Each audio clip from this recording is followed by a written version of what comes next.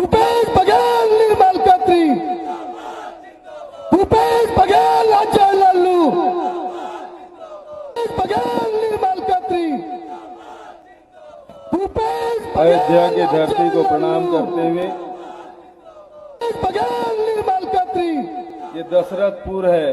भूपेश अयोध्या की बघेल धरती को प्रणाम, मैं इस लल्लू, धरती को भी प्रणाम करता हूँ। बघेल निर्मल खत्री, ये दशरथपुर है। इस धरती से अयोध्या की धरती हमारे ग्राम का बड़ा भी प्रणाम करता हूँ। बघेल निर्मल गहरा खत्री, नाता। ये दशरथपुर है। इस धरती अयोध्या की धरती को प्रणाम प्रणाम करता हूँ। और मैं दक्षिण कौशल से आता हूँ, माता कौशल्या की महल से आता हूँ। अयोध्या की धरती को प्रणाम हमारे छत्तीसगढ़ में, और मैं दक्षिण भांजे भांजियों को प्रणाम किया जाता है। इस घर से आता हूँ। अयोध्या की धरती को प्रणाम हमारे छत्तीसगढ़ में, इसलिए मैं तमाम भांजे भांजियों को मैं प्रणाम करता हूँ। मंच में उपस्थित आदरणीय अजय लल्लू जी, हमारे प्रदेश कांग्रेस कमेटी के सम्मानित अध्यक्ष, जुझारू और संघर्षशील, कहने और बोलने की जरूरत नहीं है, उसकी संघर्षशीलता हम सब ने देखी है। आदरणीय निर्मल खत्री जी, जो पूर्व में अध्यक्ष के रूप में काम किए हैं और सांसद के रूप में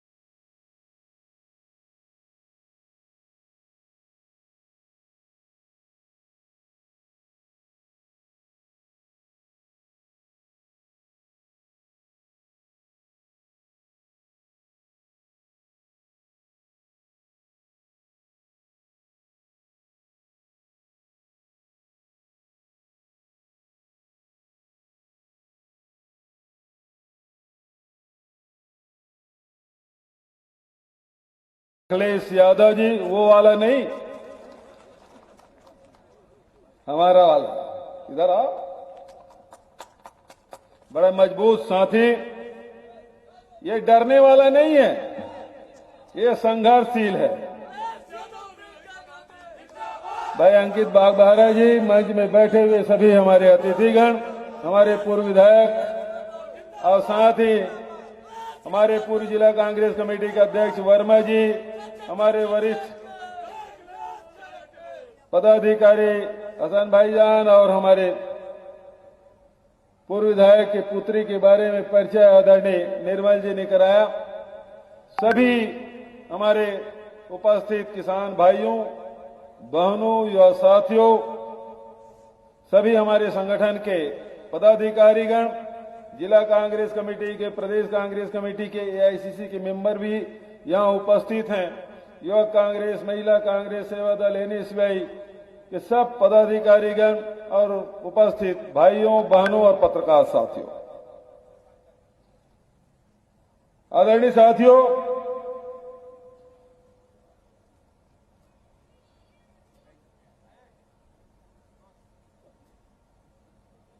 अभी आप सबने हमारे पूर्व वक्ताओं की बात सुनी।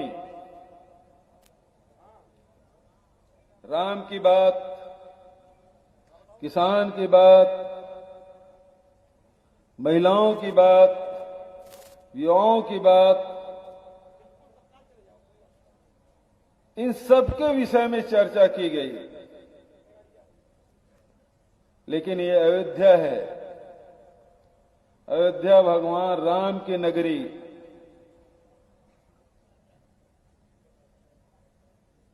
और इस नगरी में इसी राम के नाम से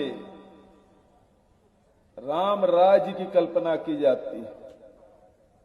वह राम राज्य जिसमें सबको समानता का अधिकार, सबको जीवन जीने का अधिकार, सबको बोलने का अधिकार, सबको काम करने का अधिकार, जिसमें एक घाट में बकरी और शेर भी पानी पिए, जहां जिस राज्य में धोबी को भी बोलने का अधिकार हो, उसकी भी बात सुनी जाए, वो राम राज्य। लेकिन योगी राज में क्या हो रहा है? योगी राज में जो भी खिलाफ में बोले उसे दबा दो, कुचल दो, समाप्त कर दो। यहां किसी की बात नहीं सुनी जाती।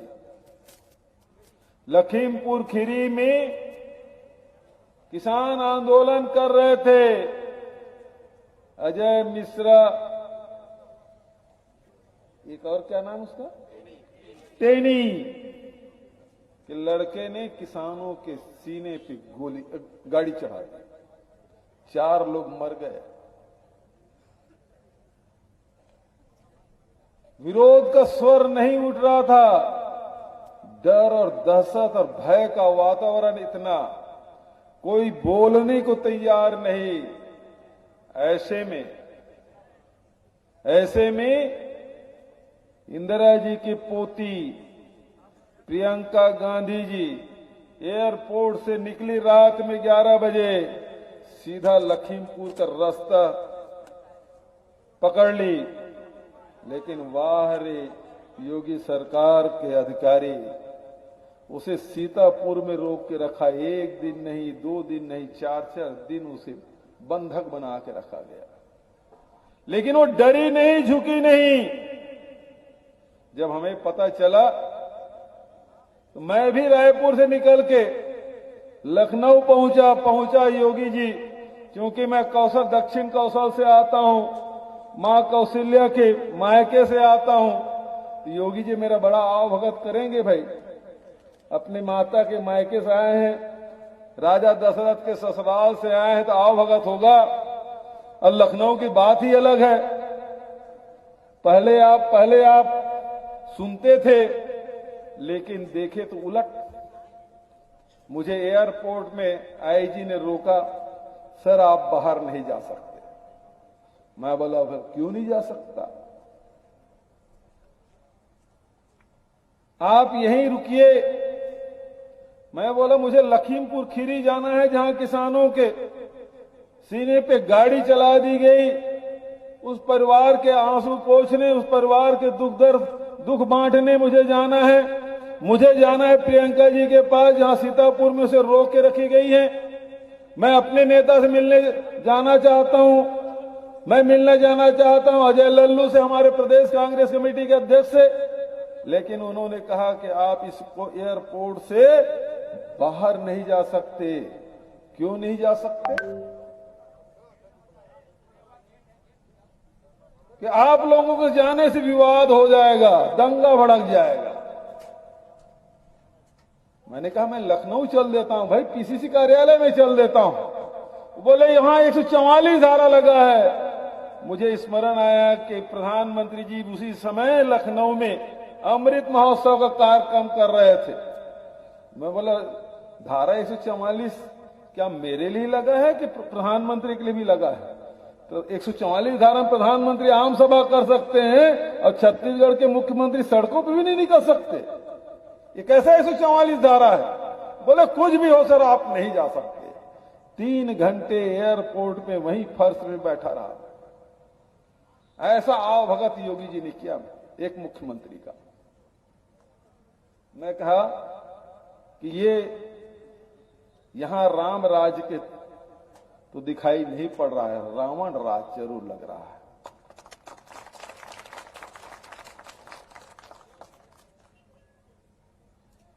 यहां रावण राज चल रहा है। किसानों की नहीं सुनी जाती, महिलाओं की नहीं सुनी जाती, दलितों की नहीं सुनी जाती, अल्पसंख्यकों की बात ही करना बेकार है। क्या स्थिति बना के रखा है पूरे उत्तर प्रदेश में। आज किसान जयंती, किसान दिवस है। चौधरी चरण सिंह जी पूर्व प्रधानमंत्री जी के जन्मदिन है। किसानों की बात अभी निर्मल खत्री जी कर रहे थे, आदरणीय अजय लल्लू जी कर रहे थे। किसानों को क्या मिल रहा है? आज स्थिति यह है, अपने फसल बचाने के लिए भी रात रात जागरण कर रहे हैं। क्यों? पहले ये स्थिति नहीं थी। जब से योगी आदित्यनाथ आए हैं तब से फसल बचाना मुश्किल हो गया है।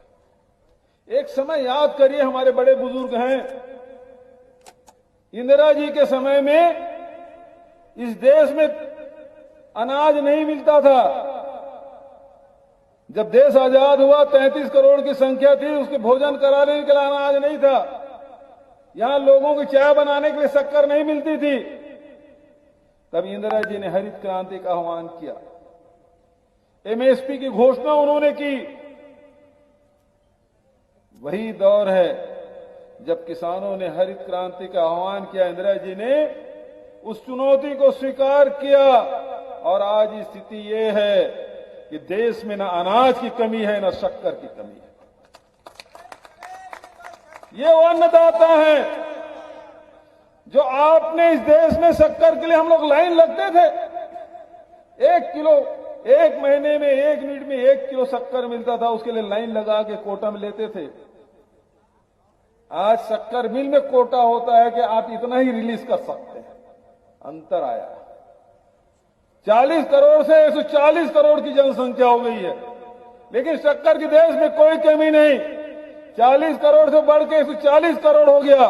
अनाज इतना कि 3 साल भी हिंदुस्तान में सूखा पड़ जाए, न तो गेहूं की कमी है न चावल की कमी है। यह कि अन्नदाता है जिसके बदौलत संपन्न हुआ, इंदिरा जी के आह्वान। अब सवाल इस बात का है कि अन्नदाता हमारी ताकत है कि हमारी कमजोरी है?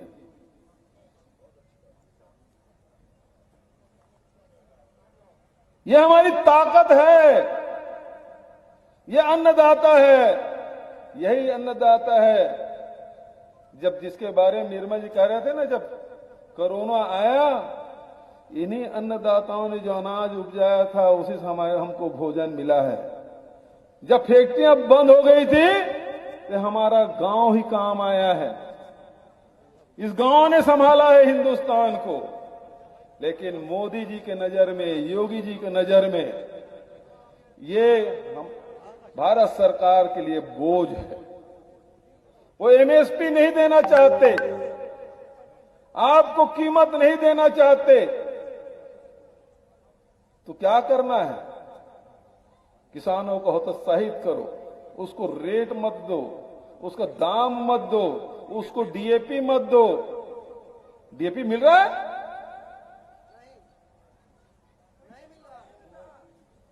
और ये चुनाव बीतने दो, वो भी नहीं मिलेगा जो मिल रहा है। क्यों? क्योंकि आप ज्यादा उत्पादन कर रहे हो, क्योंकि भारत सरकार को खरीदना पड़ेगा। आज देश में आज धान किस कीमत में बेचे? 1200। एमएसपी कितना है? 1940 और 1960 रुपया। 1 क्विंटल में कितना नुकसान हुआ? 740 रुपया और 760 रुपया। 750 रुपये के 1 क्विंटल में नुकसान। 20 क्विंटल भी उत्पादन करते हो तो 15,000 का सीधा सीधा 1 एकड़ में नुकसान। ये लाभ, यदि ये पैसा किसानों के पास आता था, आपकी जिंदगी में खुशहाली आती। लेकिन ये ऐसा नहीं कर रहा है। मैं आपसे पूछना चाहता हूं, एमएसपी मिलना चाहिए कि नहीं मिलना चाहिए? गन्ने की खरीदी होनी चाहिए कि नहीं होनी चाहिए? सही समय में भुगतान होना चाहिए कि नहीं होना चाहिए? क्यों नहीं हो रहा है?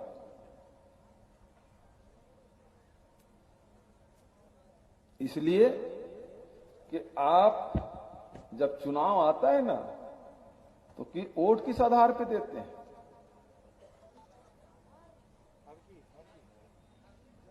जाति और धर्म एक आवाज आई।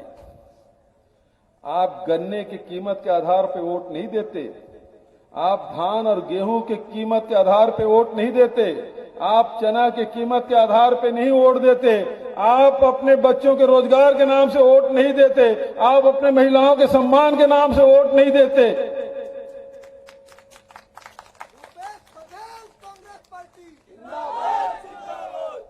इस कारण ये स्थिति है कि आप 1200 रुपये में क्विंटल में धान बेच रहे हैं।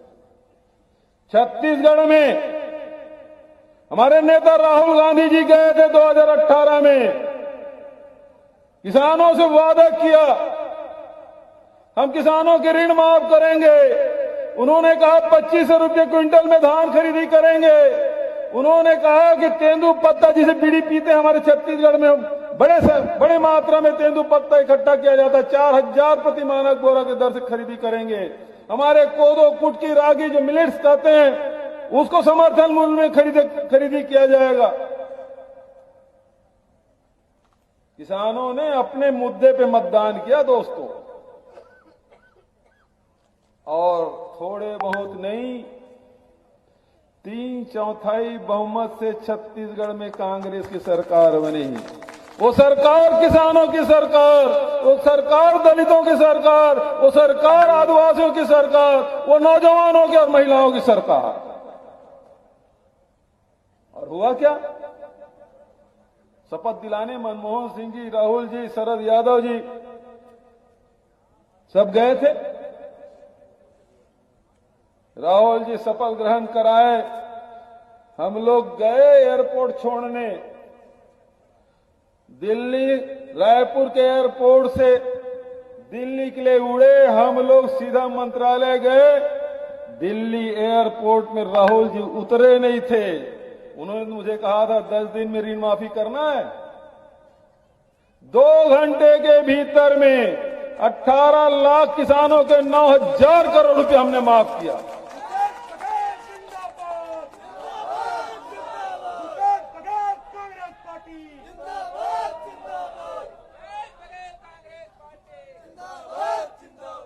आज फोन लगा के पूछ लीजिए, 1 दिसंबर से हमारी धान खरीदी शुरू है, आज 23 दिसंबर है,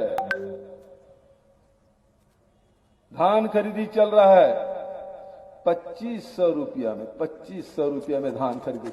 आप एमएसपी की बात कर रहे थे भाई साहब, 1940 के बाद आपको 1200 मिलता है, आपसे 2 गुना से भी ज्यादा कीमत में छत्तीसगढ़ के किसान धान बेच रहे हैं। जब छत्तीसगढ़ में हो सकता है तो उत्तर प्रदेश में क्यों नहीं हो सकता? आपसे माताओं बहनों से पूछना, हो सकता है कि नहीं हो सकता है? किसान भाइयों से पूछता हूं कि ऋण माफी हो सकता है कि नहीं हो सकता है? 2500 रुपये में गेहूं और धान की खरीदी हो सकता है कि नहीं हो सकता? लेकिन कब? दोस्तों, जातिवाद कहां नहीं है। हम लोग भी चाहते हैं मेरी जाति के आदमी विधायक बन जाए, मेरी जाति के आदमी सांसद बन जाए। मेरे मतावलंबी के लोग लोकसभा और विधानसभा में पहुंचे, हर व्यक्ति चाहता है, लेकिन इससे लाभ क्या हुआ?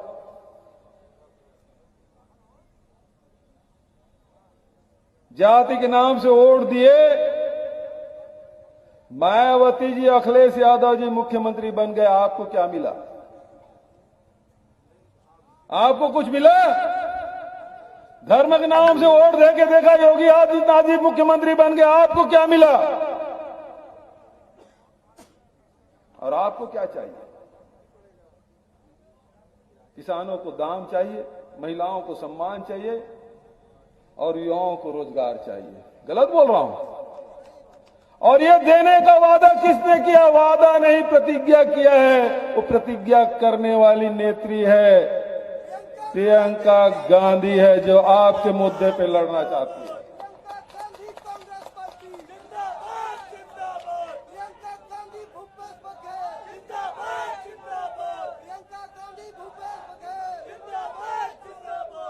तो मैं आपसे पूछना चाहता हूं, क्या प्रश्न जाति का है? आवाज आनी चाहिए साथियों, क्या प्रश्न जाति का है? क्या प्रश्न धर्म का है? प्रश्न है तो किसानों के दाम का है, प्रश्न है तो युवाओं को रोजगार का है, प्रश्न है तो हमारे माताओं बहनों का है, सम्मान का है, उसके वो स्वावलंबी बने उसका है। गलत बोल रहा हूं तो बताइए। इन प्रश्नों का उत्तर उत्तर प्रदेश से मिलना चाहिए साथियों, उत्तर प्रदेश से मिलना चाहिए। क्या उत्तर देने के लिए आप तैयार हैं?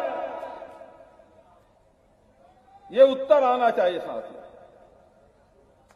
उत्तर प्रदेश नाम का उत्तर प्रदेश नहीं है। जब जब सवाल, जब जब प्रश्न खड़े हुए, उत्तर प्रदेश के लोगों ने उसका माकूल जवाब दिया है। कहते हैं कांग्रेस कमजोर है, भीड़ तो इकट्ठा हो जाती है, वोट में ट्रांसफर नहीं होगा। लेकिन यहां बैठे हुए लोग ठान ले तो बीकापुर की तस्वीर बदल सकती है, अयोध्या की तस्वीर बदल सकती है। एक एक विधानसभा के किसान, नौजवान और माताएं बहनें ठान ले तो प्रजातंत्र में मतदाता से बड़ा कोई है? मतदाता जिसे चाहे प्रधान बना दे, जिसे चाहे विधायक बना दे, जिसे चाहे सांसद बना दे, जिसे चाहे मुख्यमंत्री या प्रधानमंत्री बना दे, और जिसको चाहे उसकी जमानत जब्त करा दे। ये वो ताकत है। आप अपनी ताकत को पहचानिए।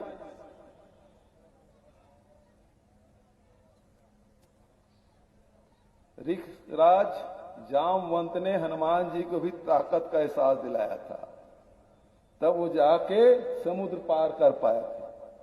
आज मैं आपसे अपनी ताकत,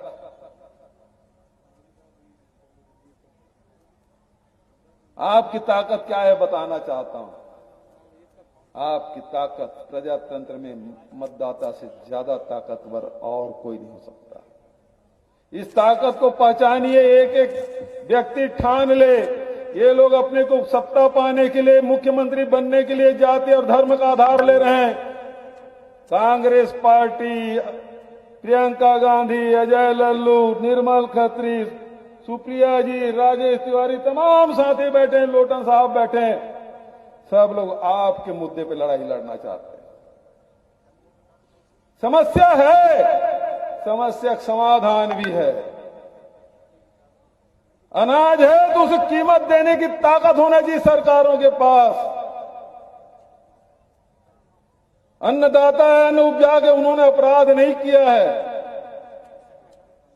अपराधी तो वो है जो उसका सम्मान नहीं कर पा रहे हैं।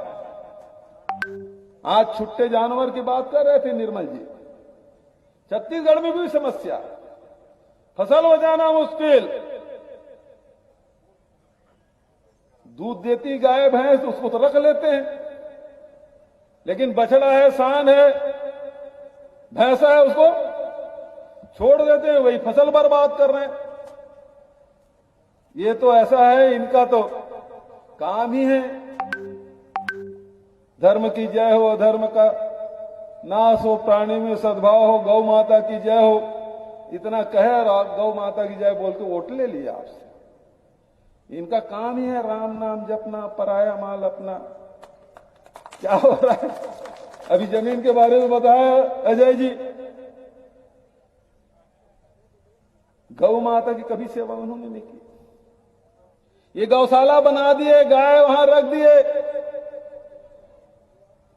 चारा के लिए पैसा दिए, गाय तो दुबली होके मर गई, लेकिन गौशाला चलाने वाला मोटा हो गया। हो गया कि नहीं हो गया? आइए मेरे छत्तीसगढ़ देखिए, हम गौ माता की सेवा कर रहे हैं। छत्तीसगढ़ में 11,000 पंचायत हैं। आपकी प्रदेश में बहुत छोटा है हमारी जनसंख्या के हिसाब से। 11,000 पंचायत, उसमें से 8,000 पंचायतों हमने गौशाला बना ली 1 साल के भीतर में। और हमने गोधन न्याय योजना शुरू की। जैसे किसानों को हम 2500 रुपये क्विंटल में धान खरीद रहे हैं, वैसी 2 रुपया किलो में गोबर खरीद रहे। हिंदुस्तान में क्या दुनिया में कोई सरकार नहीं है जो गोबर खरीदने का काम करे। प्रियंका गांधी जिंदाबाद, जिंदाबाद। भूपेश बघेल, प्रियंका गांधी जिंदाबाद, जिंदाबाद। निर्मल खत्री, भूपेश बघेल जिंदाबाद, जिंदाबाद, जिंदाबाद, जिंदाबाद, जिंदाबाद। हेलो, जिंदाबाद जिंदाबाद। अब योगी जी के बारे में इतना बोलूंगा तो बिजली तो गुल होगी ही भाई।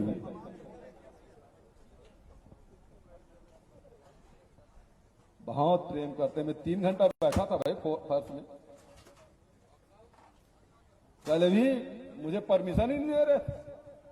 कल जब मैं लखीमपुर खीरी जिले गया था, निर्मल जी आप इतने उम्र दराज हैं, इतने सारे सरकारें आपने देखी होगी, इतना लंबा अनुभव है, लेकिन वहां के डीएम ने एक शपथ पत्र लिया हमारे कांग्रेसियों से कि आप लिख के दीजिए कि आप किसानों के बारे में बात नहीं करेंगे। लिख के दीजिए कि अजय मिश्रा टेनी के बारे में आप नहीं बोलेंगे, उसके नालायक औलाद के बारे में नहीं बोलेंगे, उस घटना के बारे में नहीं बोलेंगे। ये लिख के दिया हमारे आयोजक साथी, तब जाके मेरा कार्यक्रम हो पाया। शहीद परिवार से नहीं मिलेंगे, मंच में सम्मान नहीं करें। अरे मैं किसान हूं, किसान का बेटा हूं, जहां जाऊंगा किसानों की बात करूंगा। किसी के माइक के लाभ की ताकत नहीं जो भूपेश बघेल को रोक सके। ये देश किसानों का है, जिंदाबाद जिंदाबाद। ये योगी के डीएम की ताकत नहीं है कि गुंडागर्दी समाप्त कर दे। ये तो डीएम और एसपी नए गुंडा पैदा करते हैं। इमरजेंसी लगा कर रखे हैं कि आप ये नहीं बोल सकते, नहीं वो होता कौन है जो मुझे रोक ले। मैं गया साहब डंके की चोट में, मैं बोला मैं बोल रहा हूं। मैं शहीद परिवार के लोगों से मिला, सम्मान भी किया, टेनी के बारे में बोला, किसान आंदोलन के बारे में बोला।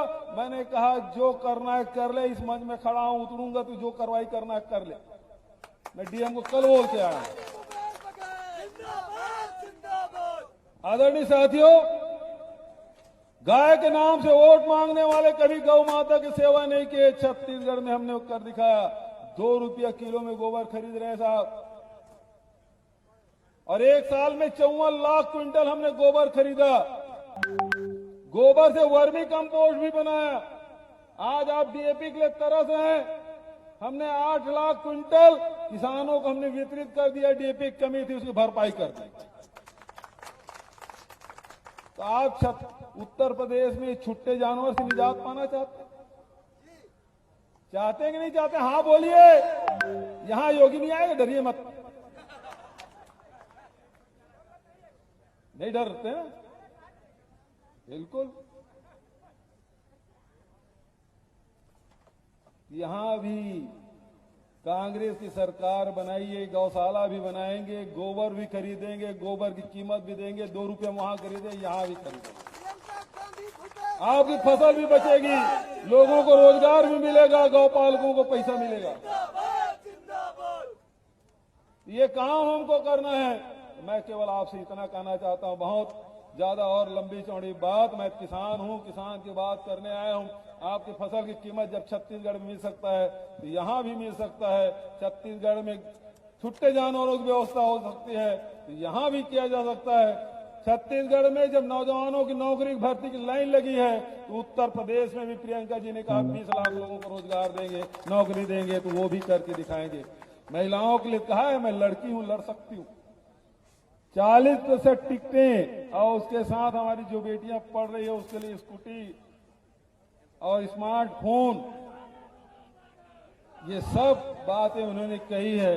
तो बहुत ज्यादा और न कहते हुए आप सबसे यही निवेदन, बिना डर के, बिना भय के आप अपने मुद्दे पे मतदान करिएगा, कांग्रेस की सरकार बनाइएगा।